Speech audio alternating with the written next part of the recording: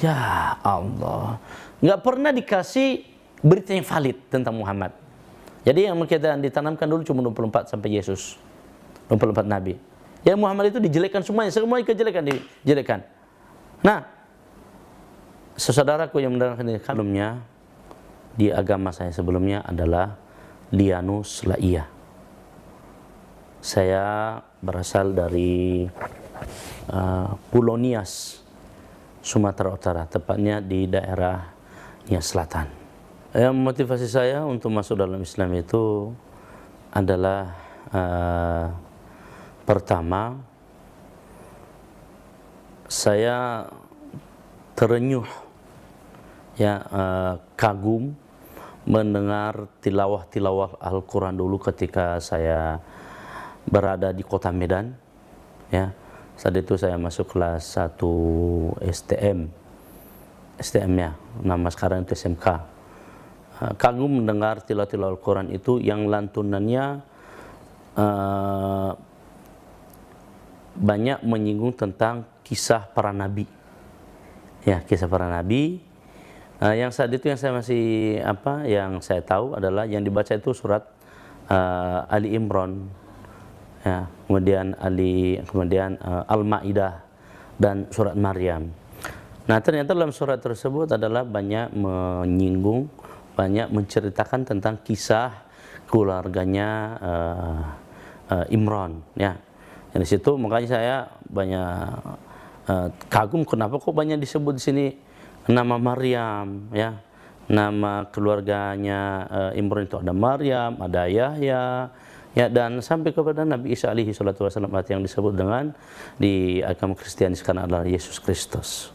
Yang kedua adalah yang menjadikan saya tertarik dalam Islam ini adalah tentang kesucian. Saat itu saya melihat orang-orang Islam pergi sholat lalu mereka berwudu. Nah, itu mereka berwudu. Di situ ketika berwudu itu saya langsung ya, teringat, ya, tentang perkataan Tuhan ketika memanggil Musa atau Moses, ya, dalam agama Kristen, ya, wahai Moses, hai Musa, gitu, ya kan, dalam bahasa kita, Moses, ya, jika engkau menghadapku maka lepaslah terompahmu, ya, basuhlah wajahmu dan basuhlah tanganmu. Nah, ini saya menjadi satu terpancaran yang kedua, duh, orang ini kok membersihkan diri, mulai dari lepas terompahnya, membasuh wajahnya, membasuh tangannya. Kemudian saya teringat lagi, kok kayaknya seperti baptis. Karena kalau baptis itu kan diusap di sini, kemudian kaki dan tangan. Nah, contohnya umpamanya seperti ini, saya teringat bagaimana dulu ketika Yohanes membaptis Yesus. Ya. Saya jadi teringat begitu, ya kan? Masya Allah, ini luar biasa ini agama Islam. Sampai terkagum-kagum dalam saya. Ini kalau sepertinya mereka lebih bagus, lebih sempurna dari yang saya dalami selama ini. Setelah itu, yang ketiga adalah mendengar khutbah Jumat. Saya sampai dikatakan sama teman-teman sebaya saya saat itu, kau Lianus, ngapain kau dengarkan khutbah di sini? Emang kenapa? Apa bedanya gereja sama ini?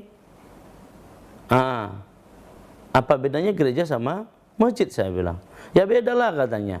Enggak, yang disampaikannya juga tentang firman Tuhan. Dan yang disebut, kenapa saya mendengarkan saat itu? Karena yang banyak disinggung adalah masalah Nabi Musa. Saya ternyuh langsung. Saat itu yang diceramahkan oleh Ustadz Rangkuti namanya di kota Medan, daerah masjid di Al-Hidayah, Masjid Raya Al-Hidayah, itu banyak menyinggung bagaimana perjalanan Nabi Musa, ya, saat melawan Fir'aun laknatullah, ya. Jadi saya luar biasa, saya kemudian perjalanan dari dia lahir sampai dia perjalanan menjadi seorang nabi dan menyelamatkan Bani Israel, walaupun Bani Israel sekarang adalah mereka sudah membangkang dari asasnya ketuhanan yang Maha Esa, gitu. Tapi saya terenyuh di sini dengan perjuangan Nabi Musa alaihissalam, ya. Bagaimana sampai ketika itu bagaimana ketika Nabi Musa itu melewati laut, yang diceritakan. Jadi saya kagum gitu. Jadi ini masalah tempat ibadah. Nah, saya mengikuti begitu, termasuk menyinggung saat itu keluarganya, lagi-lagi keluarga Imron yang disinggung oleh si Ustadz Rangkuti. Jadi saya makin yakin gitu loh, kok Islam ini kok luar biasa, lebih mendambakan, lebih mengagungkan para leluhur-leluhur, para nabi-nabi daripada saya. Sayang kalau agama saya dahulu ya cuman mengagungkan lebih kepada Isa doang, ya, kepada Isa. Selebihnya adalah selintas lewat gitu. Tidak seperti itu. Kalau di Islam enggak, semuanya diagungkan seperti itu. Ya, walaupun Nabi Muhammad pada hakikatnya adalah nabi yang diutus khusus buat orang Islam, tapi semuanya tidak dibedakan, ya. Sebagaimana dalam Al-Qur'an itu la nufarriqu baina ahadim minhum, ya. Jadi tidak ada tidak ada dibedakan di antara mereka, kata Allah Subhanahu wa taala. Saya menganalisa setelah sekian lama 6 bulan lebih saya di kota Medan ini, daerah Bandar Slamet, kok orang Islam tidak membeda-bedakan antara tempat ibadah ini dengan itu, ya kan? Saya mulai bertanya-tanya itu karena udah 6 bulan lebih. Kok dari sana bisa ke sini, dari sana bisa ke sini, kok luar biasa gitu. Saya jadi telusuri itu. Kenapa? Kalau di agama Kristen dahulu, ya namanya udah berbeda, ini dia udah berbeda sekte antara GPDI, GKII, Bethel, Kristen Katolik, Kristen Protestan. Kalau sudah beda, dia tidak mungkin orang Bethel masuk gereja Katolik, enggak. Dia nggak harus dulu, ya, dibaptis dulu, ya. Dia harus ada pembaptisan dulu, dia harus ada perjanjian dulu sebelumnya kalau dia mau menjadi jemaat gereja itu sendiri. Tapi kalau sekadar ngikut ya nggak masalah. Tapi kalau tetap menjadi jemaat di gereja itu, dari BNKP Protestan menjadi jemaatnya Katolik, ya enggak bisa, harus jadi daftar dulu. Contohnya sekarang ini, ya. Contohnya sekarang keluarga saya. Ada keluarga saya yang Katolik di Medan. Adik saya, dia mau masuk gereja Protestan, akhirnya dia daftarkan sama paman saya, nggak bisa. Kemudian dia juga jadi jemaat gereja itu bisa dia nanti sah sebagai jemaat gereja itu ketika sudah dicatat namanya oleh pengurus gereja. Nah, udah dicatat sah dia sebagai anggota gereja tersebut. Kalau enggak ya enggak. Nanti kalau meninggal susah. Ya, susah kalau meninggal nanti. Nah, ini membuat saya jadi Islam kok, ternyata masjid Islam nggak pilih bulu kemana masjid yang dia masuk. Jadi kalau umpamanya di Kristiani, umpamanya dia Protestan, jemaat Protestan, jemaat Katolik atau jemaat Bethel, jemaat GPDI, dia masuk gereja ini nggak bisa. Contoh ini Bintaro ini umpamanya, datang orang Katolik seperti bapak saya. Bapak saya dulu sebelum dia masuk Islam datang ke Jakarta ini. Ya, sebelum dia masuk Islam. Akhirnya bapak saya juga masuk Islam, alhamdulillah. Ya, setelah perjuangan 13 tahun 14 tahun saya memperjuangkan untuk bisa dapat daya. Tapi saya tidak paksa. Nah, dia mau masuk gereja Katolik, harus cari di mana gereja Katolik dulu. Ya saya bingung.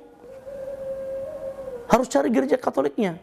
Dia nggak bisa masuk gereja PDI di Bintaro sini, nggak bisa. Ya, dia nggak ngerti juga ritual ibadahnya. Gitu itu. Ini jadi satu kenyataan yang luar biasa buat saya saat itu. Loh, luar biasanya agama Islam bisa bersatu begini, ya, dengan dibawakan agama baru oleh Muhammad. Ya, seperti gitulah mati saya, seperti gitu. Nah, ini yang membuat saya jadi menganalisa panjang sehingga akhirnya memperbandingkan. Nah, pada akhirnya sampai pada aktualisasinya, ya saya mensyahadatkan diri pada 2002 yang lalu di Riau. Pandang saya tentang Islam saat saya masih Kristen adalah itu sangat tidak baik, sangat buruk. Ya, karena kenapa saya itu dulu, karena satu, keluarga saya itu memang kan para pengurus gereja. Contohnya saya sebut ya, abang sepupu saya saat ini, dia adalah pendeta. Kemudian besan bapak saya itu namanya sintua gereja, sintua, jadi imam gereja. Kemudian menantu bapak saya, keponakan bapak saya itu para pengurus gereja. Mertua bapak saya imam gereja, abangnya bapak saya imam gereja. Kemudian kalau di orang Batak itu namanya pariban. Paribannya bapak saya itu adalah pendeta. Bukan pendeta, katekis, orang Katolik. Ya. Kemudian melaju lagi, abang sepupu saya katekis. Ade bungsu bapak saya, ade bungsu orang bapak saya, katekis lagi yang memperjuangkan saya dulu masuk karantina Kristen. Kemudian kakak sepupu saya, itu lagi apa? Dia adalah seorang suster. Kemudian keluarga saya, kakek saya itu seorang kepala desa, ketua adat, macam-macam. Ya, karena memang saya dijadikan sebagai itu. Jadi kalau memang tertanam rasa kebencian itu wajar. Saya benci sekali dengan Islam dulu. Saya benci sekali. Sampai ketika itu saya tinggal di asrama namanya asrama Faumasi. Asrama Faumasi adalah khusus untuk binaan para kaderisasi rohaniawan gereja. Ya, kaderisasi rohaniawan gereja.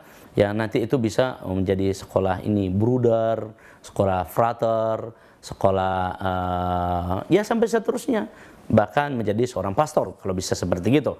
Tapi saya di samping di dalam karantina itu sekolah tinggal di situ, lalu sekolah di luar, sekolah di SMP negeri. Nah, saat itu kebencian saya itu teman, ya saudaraku yang mendengar ini maupun saudara Yopi yang mewawancara saya ini, bahwa itu ketika di asrama saya ada gambar orang Islam yang pakai jilbab itu, pakai jilbab plus dengan baju-baju muslim lah, ya. Ditempel sama ketua asrama saya di ruang belajar. Saya robek. Loh, kenapa kok robek itu katanya? Ini ngapain di sini nih, Bang?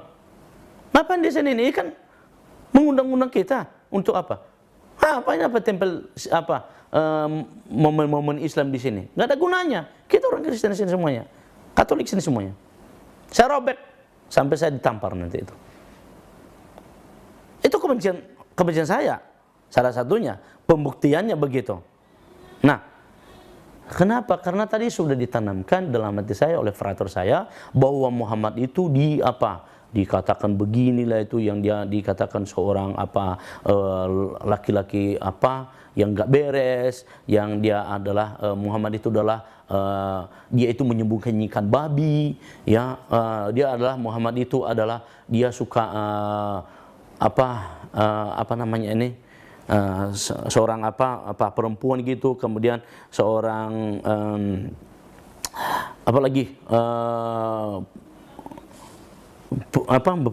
penaik kuda itu namanya, pembalap kuda kerjaannya. Ya Allah, nggak pernah dikasih berita yang valid tentang Muhammad. Jadi yang kita ditanamkan dulu cuma 24 sampai Yesus, 24 Nabi. Ya, Muhammad itu dijelekan semuanya kejelekan dijelekan. Nah, saudaraku yang mendengarkan ini, kami tidak pernah menjadikan Yesus, tapi kami membela Yesus. Tanggapan keluarga luar biasa ya, Akh Yopi. Saya masuk Islam itu pertama itu bapak saya melaknat saya, mengutuk saya, keluarga mengutuk saya semuanya. Saya masuk Islam itu dianggap tidak anak lah itu. Tentu saya sebagai seorang anak menangis. Dalam umur saya yang masih kurang lebih 21 tahun ya, 22 tahun lah. Tentu hati menangis, tiba-tiba dikutuk, dilaknat dari sana. Alhamdulillah ada yang menginspirasi saya, yang menasihati saya, seorang ustadz Islam namanya Ustadz Sahabudin, orang Jawa. Kamu jangan sedih, itu sudah biasa dalam perjalanan keimanan. Ujian yang diberikan Allah Subhanahu wa taala, dicerca oleh keluarga, dilaknat oleh keluarga, tidak yang nggak boleh anak. Belum lagi yang kedua itu Yopi, ya. Setelah saya masuk Islam 2 tahun kemudian itu saya dipecat dari perusahaan, ya. Didengar oleh manajer saya, nah marganya Munte, orang Batak, didengar oleh, karena saya udah masuk Islam, manajer saya ini lalu mecat saya karena saya debat panjang sama dia tentang keislaman. Kemudian apa lagi? Saya sakit, ya. Kemudian nggak lama kemudian bapak saya sakit keras sampai mau meninggal. Nah, disinyalir saat itu gara-gara saya masuk Islam. Dia karena pernyataan beberapa paranormal, para dukun macam-macam yang ngasih dia obat, termasuk kakek saya seorang dukun besar di daerah Nia Selatan namanya, ya. Karena guru kakek saya itu guru besar. Dia guru besar silat, dia juga guru besar yang ini yang mengobati orang, ya. Nah, kakek saya ini akhirnya mengatakan, ini si anak harus dimasuk Kristen dulu ini. Nah, ini baru. Kemudian yang ada kakak sepupu saya, seorang paranormal gitu, ya misalnya gitu, baru bisa hidup bersehat karena saya harus masuk Islam. Saya datang di rumah, saya bukan masuk Islam, maka saya berdakwah. Saya katakan sama abang saya yang pendeta, bang, kau saksikan. Ya, hari ini walaupun darahku akan keluar, hari ini ada yang meninggal hari ini, sedikit pun saya tidak pernah goyang iman saya dalam Islam. Abang harus cangkap itu. Oke, demikian saja dari saya. Moga-moga ini adalah jadi suatu kebaikan bagi kita semua. Demikian. Assalamualaikum warahmatullahi wabarakatuh.